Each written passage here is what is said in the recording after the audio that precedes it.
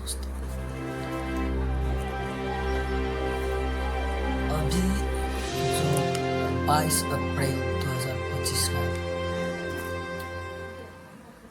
पहलगाम में आतंकियों ने सिर्फ 6 आतंकी आकर 28 निर्दोष युवकों को हत्या कर दिया। क्या उसमें सच में आतंकवादी ही था कि पाकिस्तान के फौजों का भी हाथ था, कि पाकिस्तान के फौज स्वयं आए हुए थे? अगर उसके विरोध में भारत ने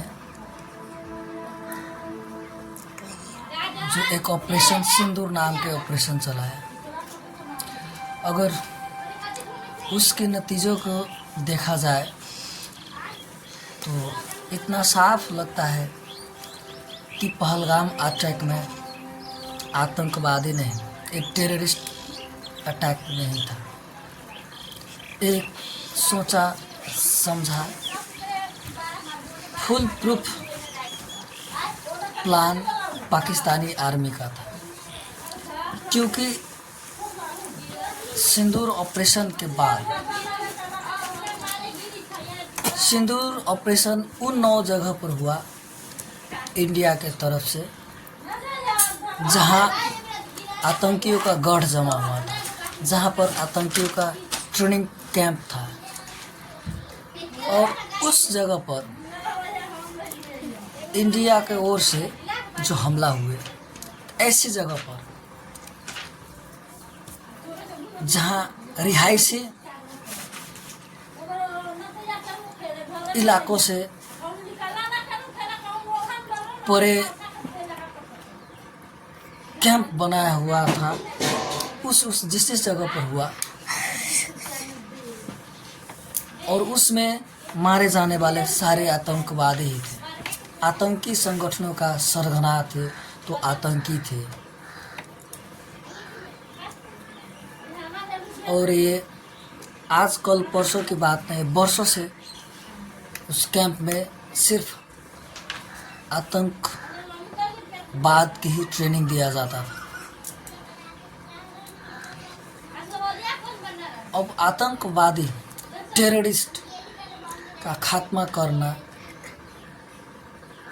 सिर्फ इंडिया का काम ही नहीं, बल्कि विश्व के सभी राष्ट्र के हैं और सभी देश के हैं।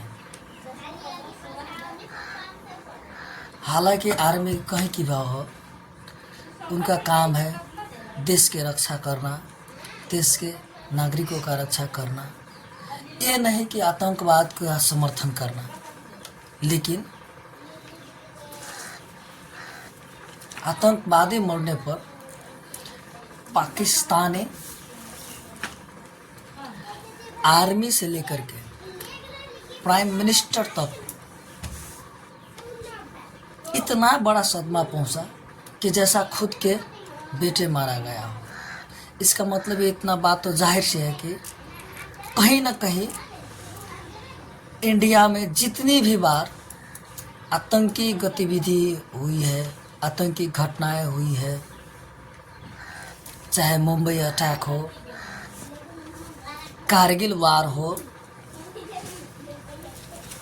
साफ सी बात इतना है कि उसमें पाकिस्तानी आर्मी फौज का हाथ है। जब जब घटना हुई है तब तब उन्हीं का कुछ चुने हुए ट्रेंड की गई, उन्हीं में से कुछ आदमी फौज, सेना, आर्मी आतंकी का भेष में इंडिया में घुसकर हो या बॉर्डर पर हो, आतंकी घटना को अंजाम दिया। नहीं तो अगर आतंकवादी मरने पर कोई जनरल, आर्मी चीफ, प्रधानमंत्री क्यों जाएंगे? उसके सम्मान में क्यों सारे सैनिकों को जाना है? और हाँ, उन ठिकानों पर आतंकी हमला हुआ, जहाँ जहाँ पर आतंकवादियों का गढ़ था, कैंपेन चल रहा था, ट्रेनिंग चल रहा था, ट्रेनिंग सेंटर था बड़ा बड़ा उनका, जहाँ सब साधारण के लिए कोई गुंजाइश नहीं थी, उस जगह पर इंडिया ने हमला किया। वो भी रात के 12 बजे से लेकर 2 बजे तक। फिर भी पाकिस्तान चिढ़ रहा है। पाकिस्तान एक्शन में आ गया। पाकिस्तान को तो समर्थन करना था कि हाँ इंडिया हम न कर सके लेकिन इंडिया कर रहा है, तो साथ देना चाहिए, न कि जवाबी हमला कर देना चाहिए। इससे साफ जाहिर है कि आतंकवाद का जन्म देना, आतंकवाद का बढ़ावा करना, आतंकवाद का सपोर्ट करना और आतंकवाद के लिए हथियार, असला, बारूद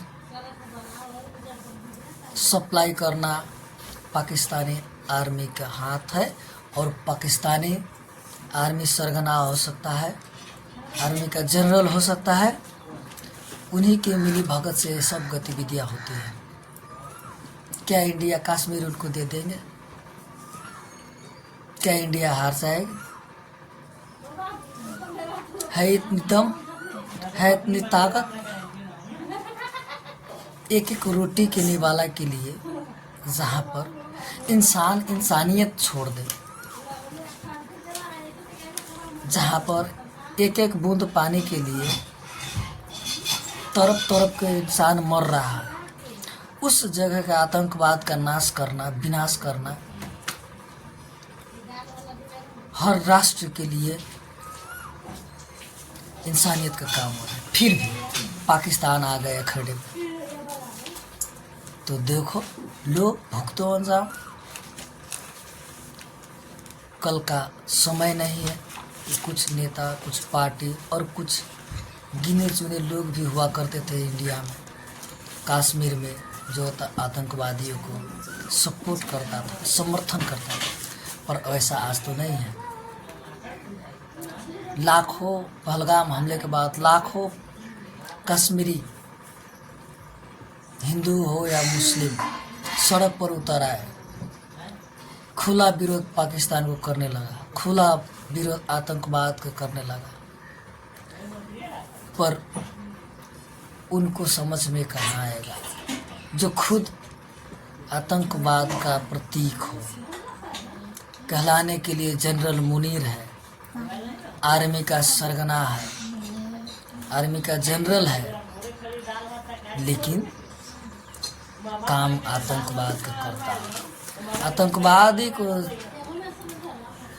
जाए तो सल्ला उड़ाने, आतंकवाद को और आतंकवादी को जाए तोहफों की 100 तोहफों की सलामी देने, इससे बड़ा आतंककारी और कौन हो सकता है।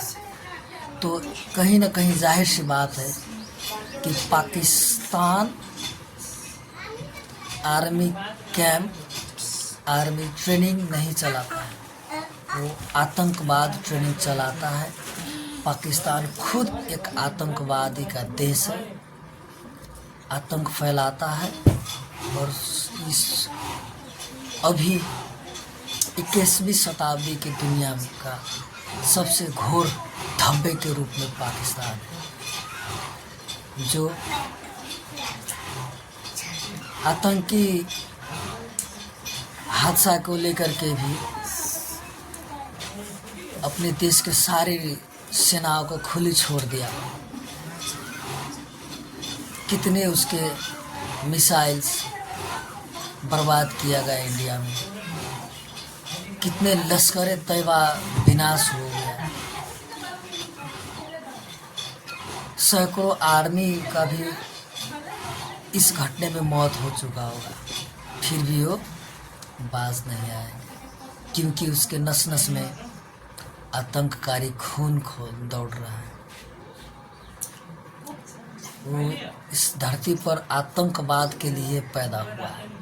शहबाज शरीफ हो चाहे जनरल मुनीर हो, ये पाकिस्तान के प्राइम मिनिस्टर और जनरल आर्मी के चीफ नहीं हो सकते। ये आतंकवाद के प्राइम मिनिस्टर, आतंकवाद के सरगना के चीफ हो सकते हैं। अब इतना से तो जाहिर है, छेड़ेगो तो छोड़ेंगे नहीं, मोदी कहता भी है और करता भी है। कल तक एक रोटी के लिए भूखत रहा था, अब पानी के लिए तरस रहा है। फिर इस 24 घंटे बाद ऐसा न हो कि एक बूंद खून के लिए भी तड़पना पड़े। और विश्व के सभी देशों को, सभी नेताओं को और हर एक उन आर्मी और आर्मी चीफों को समर्थन करना चाहिए इंडिया को, क्योंकि इंडिया एक यज्ञ कर रहा है आतंकवाद का नाश करने का, खत्म करने का।